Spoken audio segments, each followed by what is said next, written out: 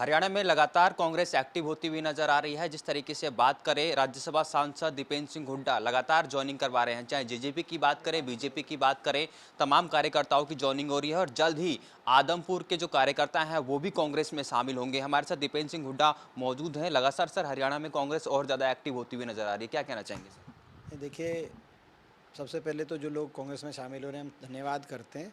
आज भी दर्जन भर पदाधिकारी, प्रदेश स्तर के पदाधिकारी भाजपा, आम आदमी पार्टी और जजपा के आज कांग्रेस पार्टी में शामिल हुए हैं, जिनकी लिस्ट आप लोग को दी है। अभी प्रेस वार्ता थी और पिछले 1.5 महीने में 11 पूर्व विधायक कांग्रेस पार्टी के अंदर अपने अपने सबका अपने अपने क्षेत्रों में प्रभाव है, इस प्रकार के लोग कांग्रेस पार्टी में शामिल हुए हैं। हम उन सब का भी बहुत स्वागत करते हैं। संकेत इस बात का है, जब वरिष्ठ नेताओं से लेकर और पार्टी के सक्रिय कार्यकर्ता और पदाधिकारी ज्वाइन होने लगे, तो इसका एक संकेत है कि लोग बदलाव चाहते हैं। प्रदेश की सरकार, भाजपा जजपा की सरकार, देश में हरियाणा को नंबर 1 भ्रष्टाचार और नंबर 1 बेरोजगारी में बनाने वाली सरकार साबित हो चुकी है। आज हरियाणा का नौजवान सबसे ज़्यादा बेरोजगारी की दर जो झेल रहा है, वो सवाल पूछ रहा है कि ये सरकार ऐसे जो भ्रष्टाचार के समझौते पे सरकार बनी है, दोनों लूट रहे हैं। अब बीजेपी जेजेपी के मंत्री महकमे अपने आपस में बांट के, और प्रदेश के लोगों की कोई चिंता नहीं। ऐसे में प्रदेश के लोग बदलाव चाहते हैं और बदलाव के लिए आशा भरी नज़र से कांग्रेस पार्टी की तरफ, चौधरी दीपेंद्र सिंह हुड्डा जी की तरफ देख रहे हैं और लोगों का मन कांग्रेस की पार्टी की तरफ बढ़ रहा है।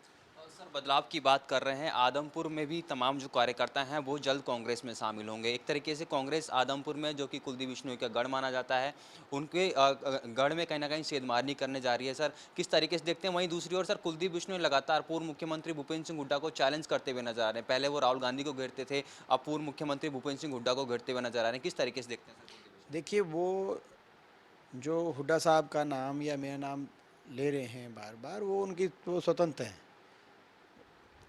वो उनकी इच्छा है। लेकिन आदमपुर जो है, आदमपुर में बसी हुई 36 बिरादरी का गढ़ है, आदमपुर के लोगों का गढ़ है।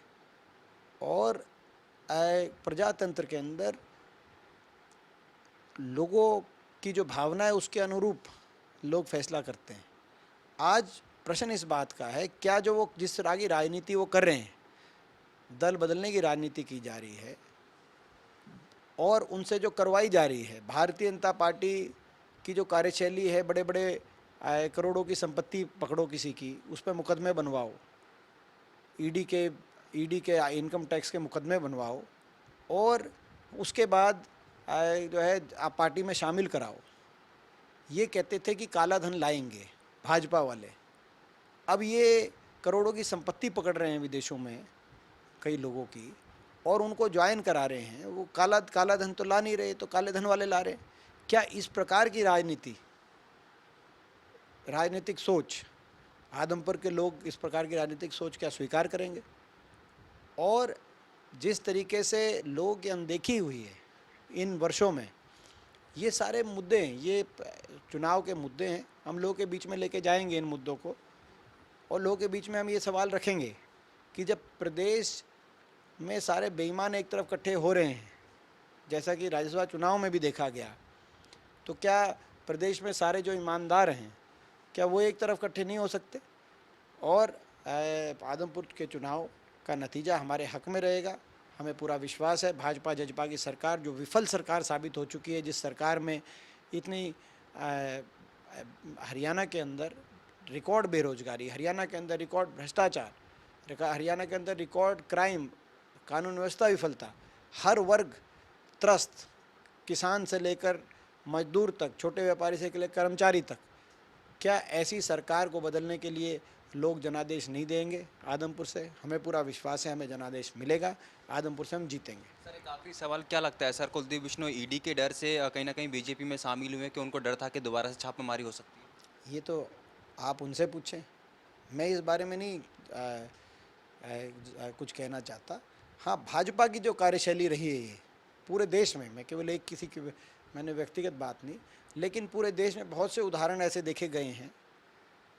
बंगाल में ऐसे उदाहरण देखे गए थे, महाराष्ट्र में ऐसे उदाहरण देखे गए थे, दिल्ली में भी देखने को मिला। हरियाणा में भी कोई ये पहला उदाहरण नहीं है।